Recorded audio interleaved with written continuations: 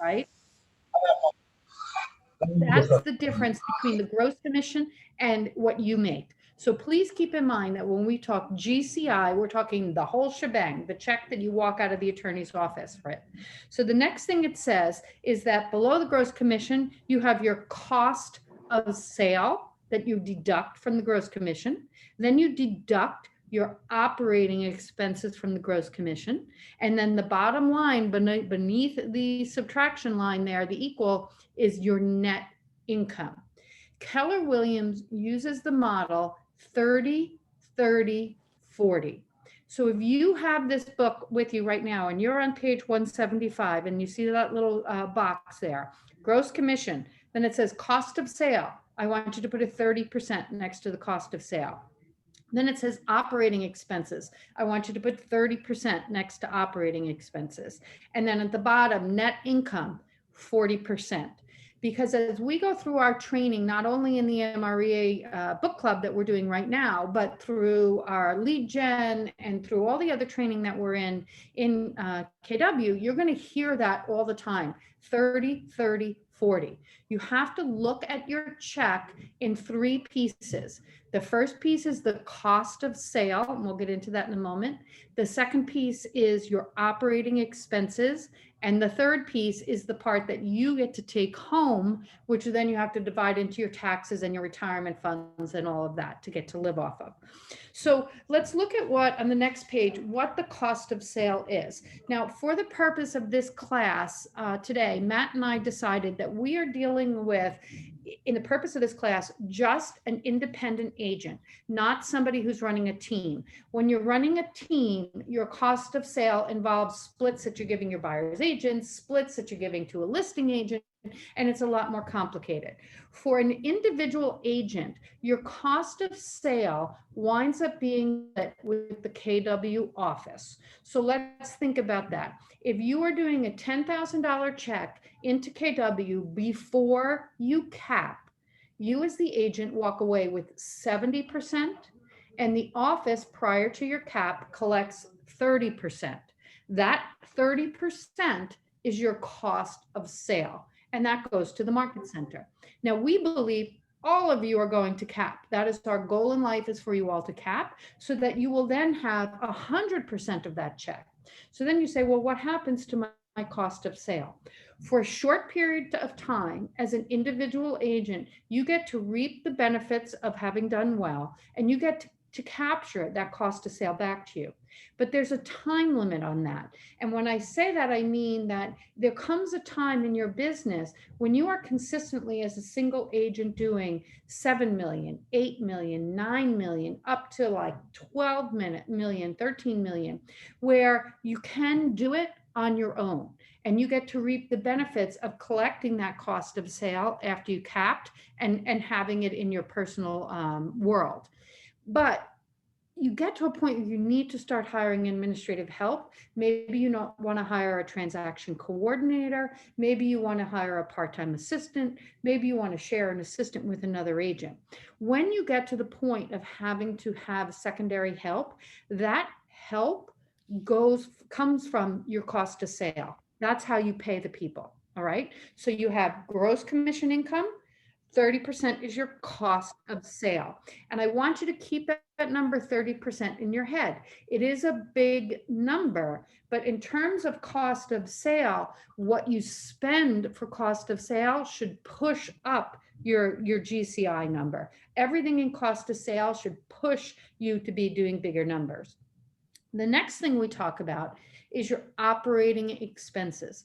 There are expenses that you have to spend into your bottom line in order to grow your business. Those include marketing expenses, those include printing, those include listing advertising, Facebook, right? All of those are considered your operating expenses. The Millionaire Real Estate Economic Model says that should never be more than 30% of your budget. We are allocating 30% of your budget. But if you're on page 176, you can see right there in the middle of the page, it should be held at or below 30% of your overall income. That's important. When we're looking at all these numbers today, and we actually have a spreadsheet that we're going to let you play around with, we're going to send it to you after the class. We have figured in 30% as your operating expenses. You have control over every one of those dollars. You need to be looking at your operating expenses and saying, what kind of return on investment am I getting for what I'm doing in terms of this expense?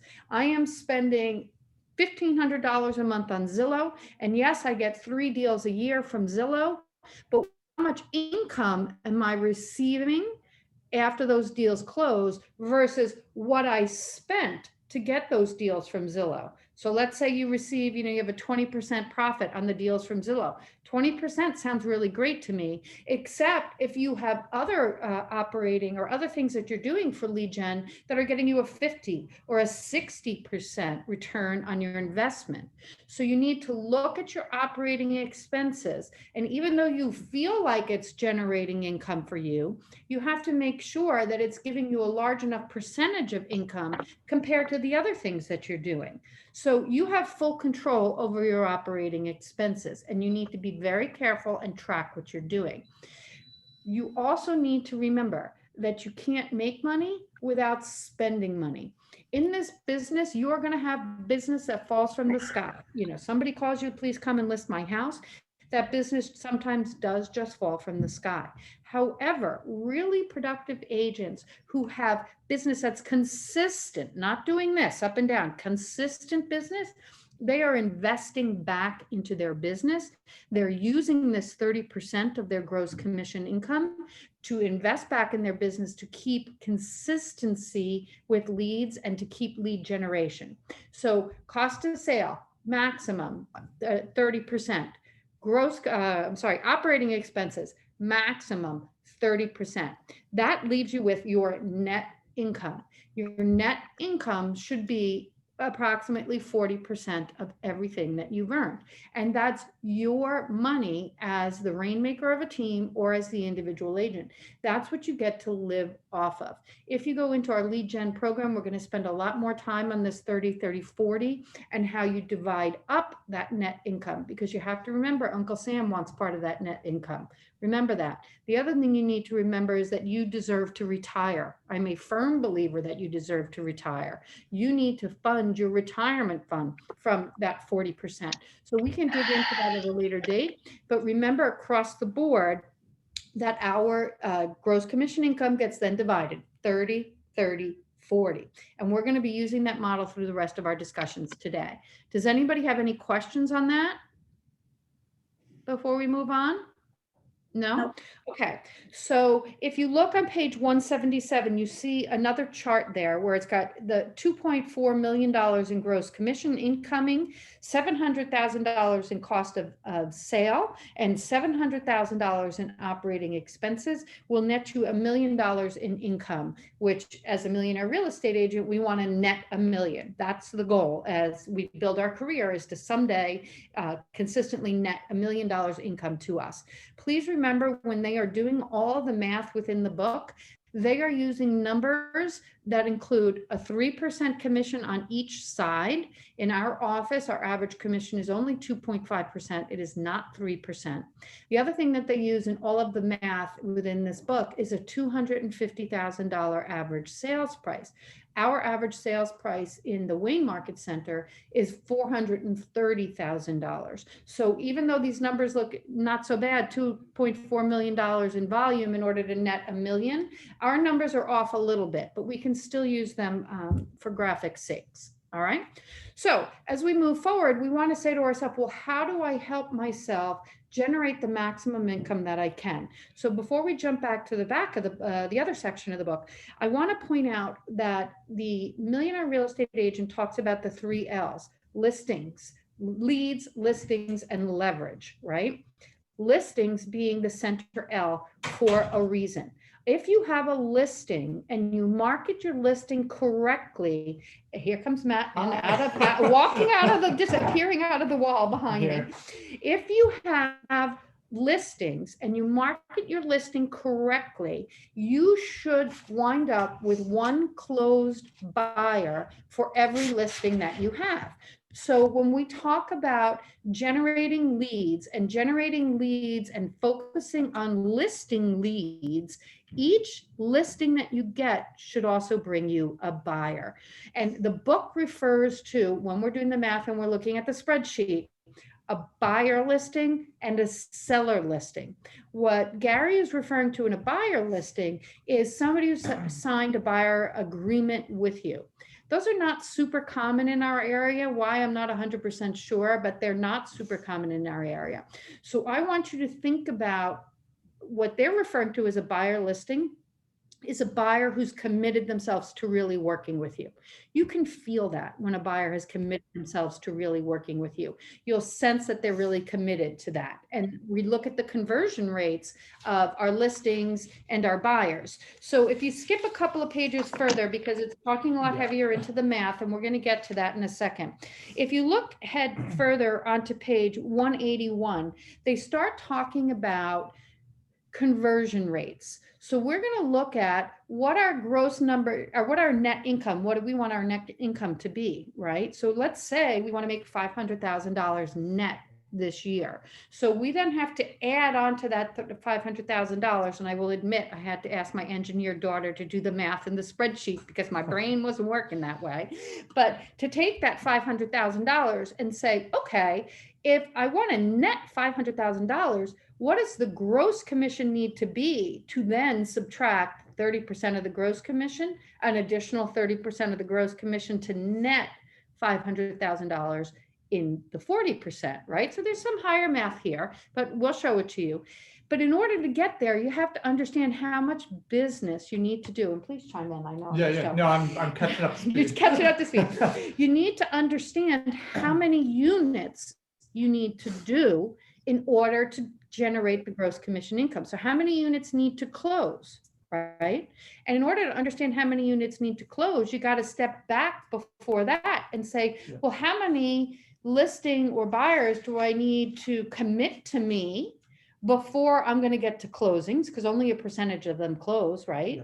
And if I have these buyers or sellers who've committed to me and only a percentage of them close, how many do I need to talk to in the very beginning and keep stepping backwards and say, how many do I need to talk to in the very beginning who are then going to commit to me, who then have a percentage of a chance of closing? So how many leads do I need to have to get me to where I need to be, all the way down to the line to what's going to close? Well, and this almost comes back to tie it into last week when we were talking about the big goals, but the big goals all come down to those smaller goals that will help you reach the big goals. So you're really taking a step back and working backwards. One thing I do want to just note in the book, and I don't know if you mentioned this, but they do use numbers where like the average sale price is like 250,000. There's different things in the Millionaire Real Estate Agent that we'll give you those real numbers for like our average sale price. We did just go over that. So you missed that part. Okay, so we're going to use the average conversion rates that Gary has discovered across the country. So the average conversion rate for sellers listings, for taking a listing lead and landing the listing with a pre-qualified seller, should be 80%. If you know what you're talking about, you should land 80% of the listings that you go in there and you do your listing presentation. Okay. Of those 80% of people that you land, 65% of those listings that you take are going to sell.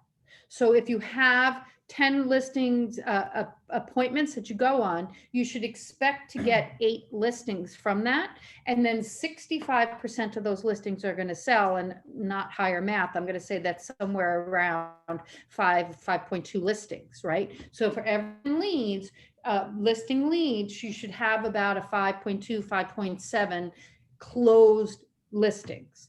Interesting enough, for the buyer, it's just the opposite, that when you meet a buyer, you have a 65% chance of that buyer being loyal to you, in our world, not signing a buyer's agreement, but being loyal to you to get to the point where they're going to write an offer. So 65%. So if you have 10 buyer leads, 6.5 of them are going to decide to work with you. And then 80% of those people who work with you will go under contract. So don't ask me what the math is on the 80% of 6.5. You want to take a guess? Four. Four. It's about four, between 4 and 5. Between 4 and 5. Fred says between 4 and 5. So you have to, again, go back to how many people do I need to talk to in the very beginning in order to work down through these percentages so that I can see the income coming in. So what's my conversion rate? And then what is the average sales price? And then what is the average commission that I'm going to receive so that I can generate the gross commission dollars that I can then subtract my cost of sale, my operating expenses, and net my 500 or $1 million, whatever it is at the bottom. So go ahead. No, and this is where it really comes into play for you guys to really track your numbers, because we're giving you what the averages are, and for a lot of new agents, use the averages. But if there's people on this call who have been in the business and have closed 20, 30 transactions a year, you want to know, like, okay, what are my normal conversion rates on listing appointments? Because as Gary writes on page 182, the better your conversion rates, the fewer appointments you'll need to schedule each month to reach your goals. So that's important to a know. really strong listing agent who really knows their stuff should get 95% of the listing appointments they go on. A really good one. So if you know your scripts, you know your dialogues, you know the listing presentation in and out, it shouldn't take you hours to do the listing because you can answer all those questions, right? And you're right on the ball and you have a really good shot at getting that listing. Well, getting the appointment is the battle. Yes. And I think you talked about this before when I was just walking in, because I don't have the exact number in front of me, but most people only interview one agent and two, well, not one agent, but I think it's like 71% interview sometimes just one agent, and then the others just interview 2 or 3. So if you can get your foot in the door and be one of those first people, there's a strong likelihood you will get that listing. You will get that listing, right? So, and that, especially if you know your stuff, you can be up as high as 95%, but an agent should be getting 80% of the listing appointments that they go on. So Christina, I'm going to ask you to put up that spreadsheet that I sent you. Nobody freak out when you see the spreadsheet. We're going to work a little bit through it. This is a spreadsheet that you can find on page 131 of the book. I wanted to give you something you can play with, and we will send you this spreadsheet. I don't know if Christina's going to post it on the file section of both the Sparta page and the Wayne page. But what this spreadsheet shows, which I'm sure she's figuring out how to get it up on the screen, or maybe I'm doing speaker view and that's why I can't see it. So wait, let me see. No, you got it, Christina? Are you there? Let me go check. All right, he's going to go check on it. But I'm going to talk about this spreadsheet and then we're going to play with the numbers. So what the spreadsheet is it has you focusing on, we're going back where I said we're bouncing across the book. We're going back to page 130. Okay, there's 3 things that you need to focus on in the economic model. Is your gross income, how much money is coming in, how much money is going out, and how much money you get to keep. Right? Well, when you think about how much money is coming in, you have to think about 3 things in order to know how much money is coming in. The first thing is that you have to know what the numbers are in order for you to hit your goal. You can say, I want to make $500,000 in a year. I want to net $500,000 in a year. I want to net $1 million in a year. In order to do that, you have to know how many deals you need to do in order to net that kind of money, right? So you have to have a goal that says, okay, in order to net $500,000 and be a very balanced agent, because for every listing I take, I get a buyer. So we're going to divide it 50-50, right? Then I need to have 50 buyer transactions and 50 seller transactions. You need to know those numbers so that you have a target to hit. That's the first number that you need to be aware of. The next number you need to be aware of is you need to focus on how many appointments you are going to need in order to hit those numbers. So if you say to yourself, I need 80 appointments in order to get 50 listings. I know I need 80 appointments in order to get 50 listings. Then you need to say, focus on those number of appointments and say, okay, if I need 80 appointments in order to get 50 closed sales, how am I going to track how many appointments I have each month? How many do I need each month? And break it down backwards so that you can see the numbers in real time. Because if you just keep these, I need 80 appointments to have 50 transactions closed, and you don't have it chunked down into smaller numbers in your head and over your calendar, then you're always going to have this massive number that's very, very hard to hit. You need to go back to your goal setting where you set these really big goals that pull you through the smaller goals. So 80 divided by 12 months, let's say that's 8 a month, 8 appointments where you're going to land 5 listings each month, and that are going to close, right? So you need to know that. And then the third thing that you need to focus on to make sure that your numbers are right and that make sure that you're going to come and get to where you need to be is you need to know your conversion rates. So as soon as Christina gets up and can put that thing up, here it goes, you can see. So if you can make it, okay, if you could just make it a little bit bigger on the screen, that'd be great, Christina. You need to know your conversion rates. So in this spreadsheet, I have used the conversion rates, and I will admit, I locked the conversion rate so you can't change the math on me here and you can't screw it up. It's all locked in. You need to know what your conversion rates are. So Christina, if you can type in that bottom line where it's green, if you can type 500 in there, 500,000 in there, you guys can go in and you can put in how much money you want to make. How much money do you want to net? And let's start from there. And let's say, okay, we're going to use the Millionaire Real Estate model, and we are going to build our daily lead gen based on, I want to make $500,000 a year. All right, if I'm bringing home the 40%, $500,000 a year, I need to look at what is my gross income going to be? And Christina, if you could just highlight above there or float at where the gross total income is. In order for you to net on the 30, 30, 40, $500,000, your gross income has to be $1,250,000 in gross commission income. And then you will see, and these are big numbers here, $375 for cost to sale. Remember, after you cap, you are going to need administrative help, and that comes from your cost of sale.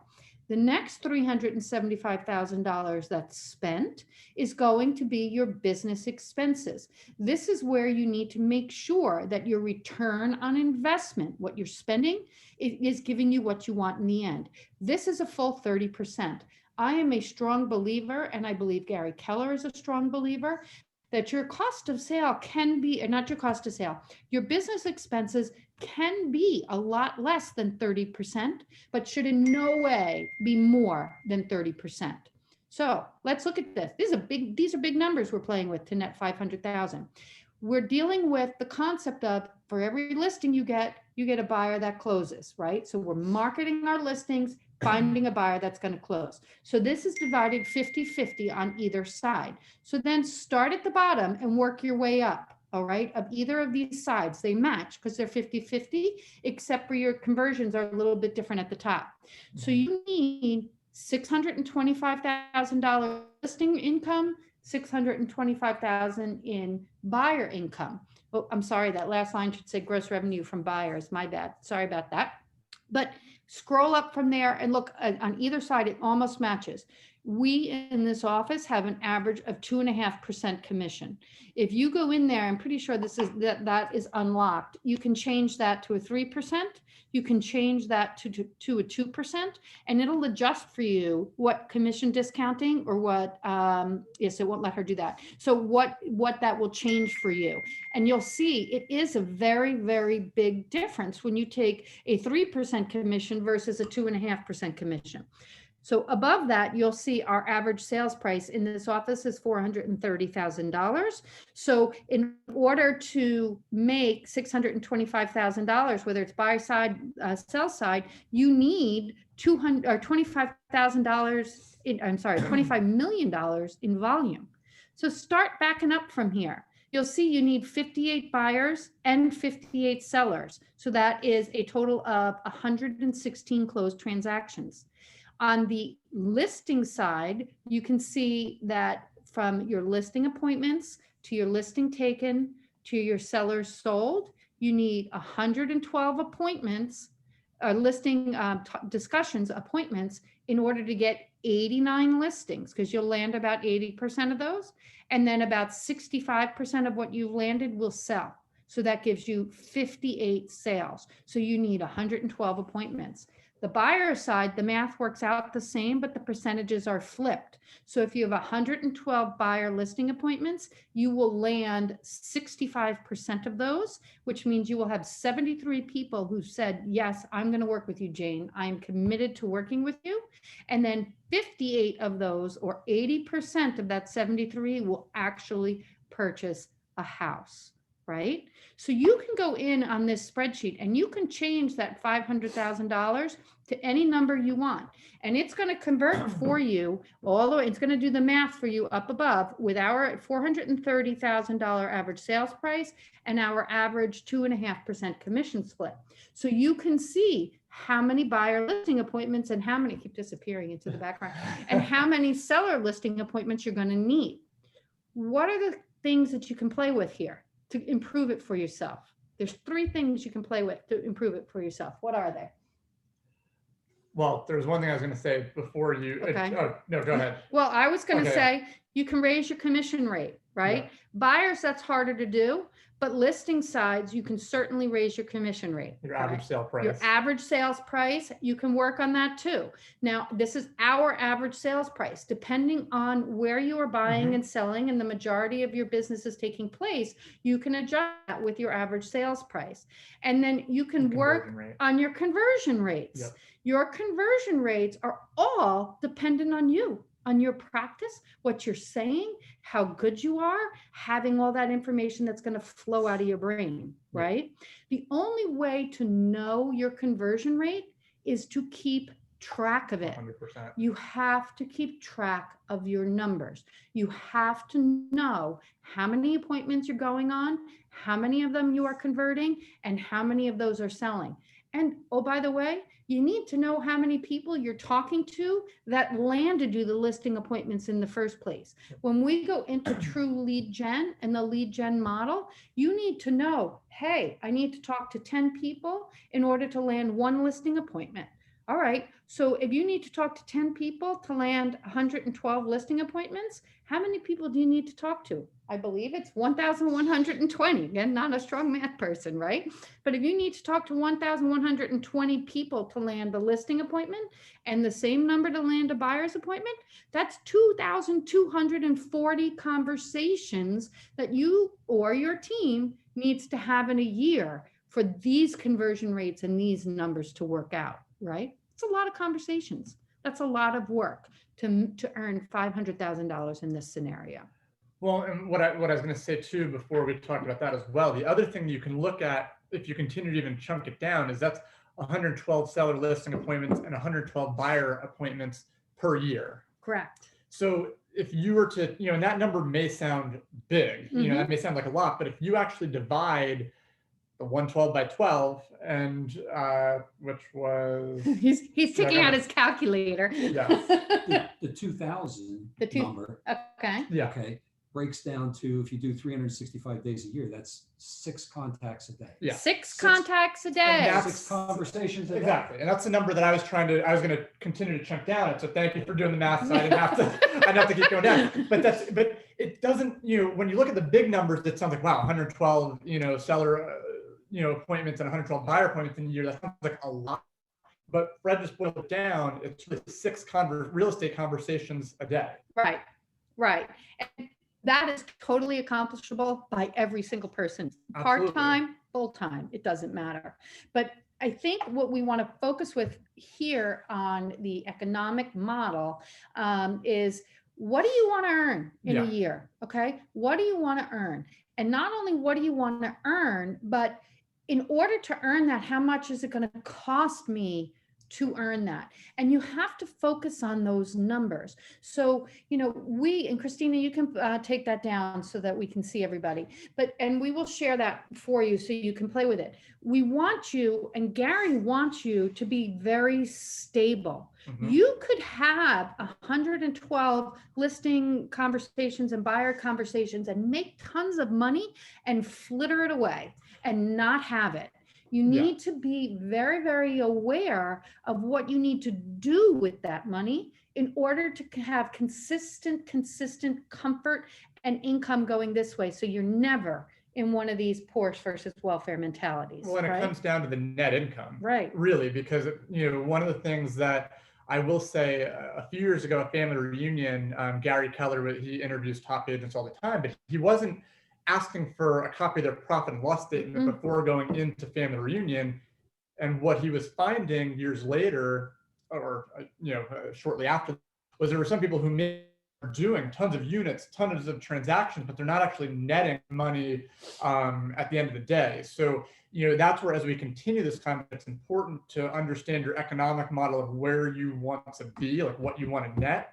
But then in future weeks, as we go into the budget model and different things to keep your expenses in line, that's going to be equally important to keep true to that net number. Right. And if you are not in the lead gen program, but you want to go back in and look a little bit more in depth at the 30-30-40 to understand what that 40% then has to be broken down to, you can go into our pathway that are online, both on the KW Prosperity page, YouTube page, and then also on our, I'm pretty sure there's one on our KW Prosperity Facebook page as well, to understand that, yeah, you got that 40%, it's yours. I just keep disappearing. You've got that 40%, but you don't even really get to live on that whole 40%. You need to pay your taxes, you need your retirement, you need your long-term savings, you need your short-term savings to come out of there to make sure that the life you're building is worth living. And so you have to have all those dollars organized in your brain and then be able to work from, okay, every $10,000 check that I receive prior to capping, I actually get to live off of $2,400. Okay, so that $2,400 that I get to paying my tax, after paying my retirement, after putting into my long-term savings account or short-term savings account, how many transactions do I need to do to net that money? You need to figure out the math, and you need to have it broken down, just like Fred did here with, okay, I want to earn $200,000. That means I need to sell X number of a year. And that means I need to break it down on a monthly basis and a daily basis. How many contacts and customers do I need to talk to every single day, and hold yourself accountable to that? And then the economic model will flow from there. Yeah.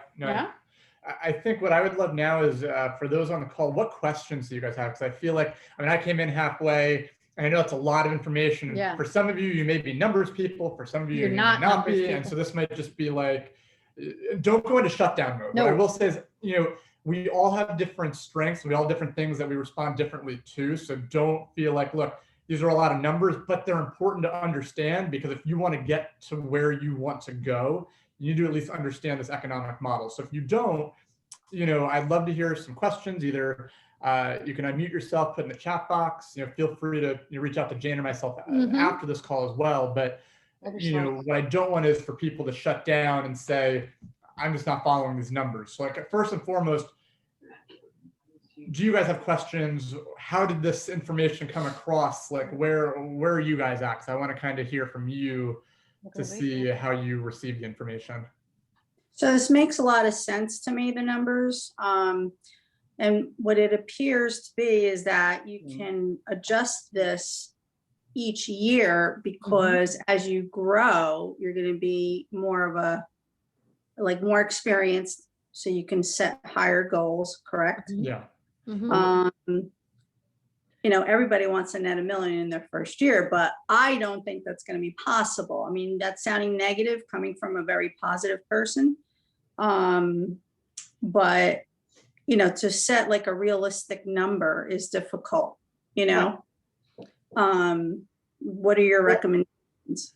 I wouldn't look at things from a realistic perspective, because honestly, I've seen people come in who are brand new and really kill it in their first year. And I've seen people who come in and it just take a little bit longer to sometimes get acclimated and get going. So, I wouldn't put that in your vocabulary of like what you think is realistic. What I would look at is, and what I think is important is what, at least for your first year, what do you need to earn to make this like to either, you got into real estate for a reason. And ultimately, whether that was for some people, it could be to replace income from maybe a different job. It could be, for some people, it could just be supplemental income to go on a vacation. For some people, it could be to buy a house and fund a really big life. Ultimately, that's going to be different for each individual person.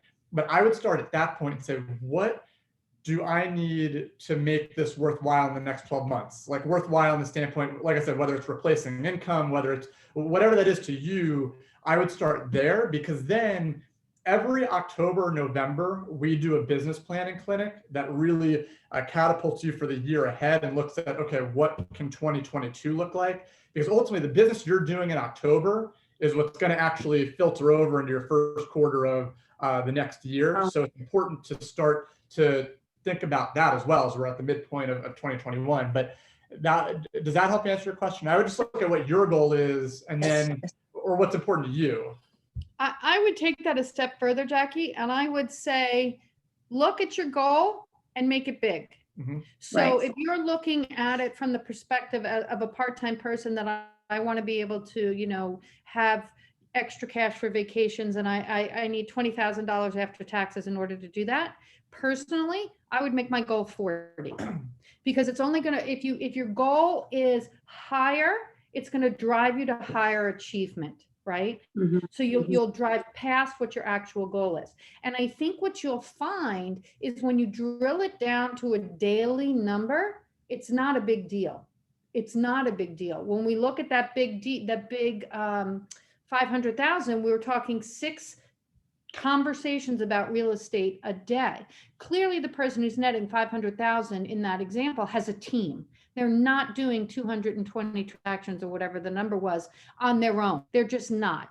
So you need to make sure that you are setting your goals in such a place where you can do it, where you're going to drag yourself through what you actually need and then surpass that. But also you're allowing yourself to experience the growth potential that you have, where you say, I need to contact 5 people a day or whatever it is. And you're going to be super consistent to that.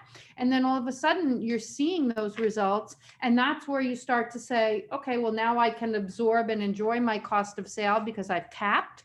But then maybe next year you've capped and you need to put that cost of sale into admin work. Right? So we want you to be able to use this not only to function to get where you want to be each year, but we want you also to use this almost as a visionary to say, wow, look at what I did more than I needed to do this year, and look where it can bring me next year. And to understand that everything you do every single day in terms of lead gen brings back into your pocket.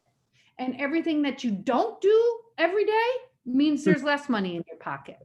Right? Well, that's why, as Gary says in the beginning of the MREA, you want to aim high. And that was the section I was looking at, because he used the example of, hunting, and look, you always want to aim high because it's going to, come down a little bit lower, and you probably will, maybe come a little bit short, but you're aiming high and you're going for that big goal. Because look, if you fall short of a really big goal, you're still probably higher than where you actually want it to be or needed to be. Right. Any other questions? No? Okay, so Christina's going to put that spreadsheet, I can't talk, put the spreadsheet on our KWP internal Facebook page and our KW Sparta internal Facebook page under flyers. I also have one that works in the other direction that says how many units do you want to do this year and what that's going to filter down to in terms of your income.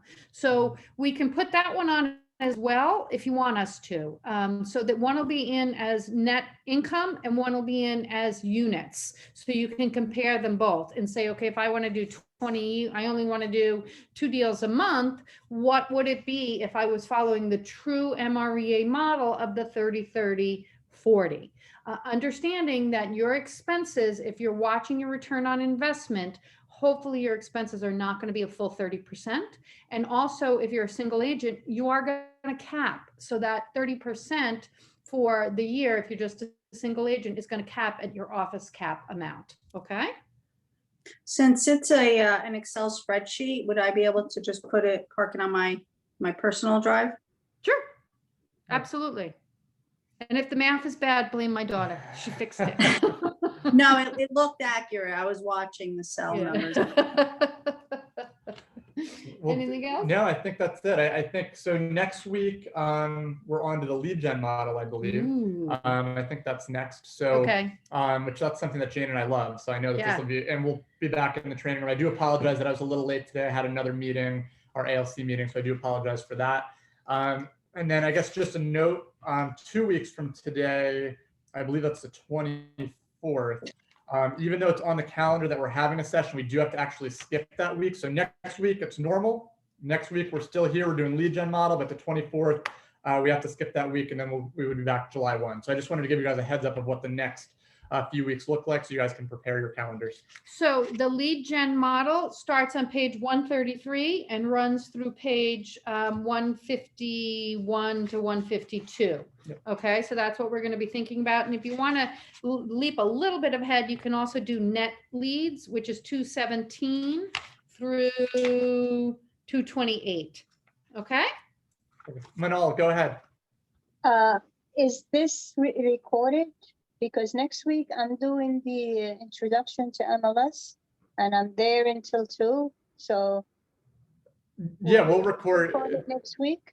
Yeah, we'll record it and or stream it live to Facebook or both. Okay, For both. very good. Thank you. You're Okay. welcome.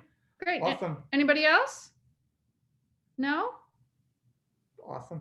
All right. Perfect. Thank Have a you, great day. guys. Thank you, Christina. Thanks so much. Bye.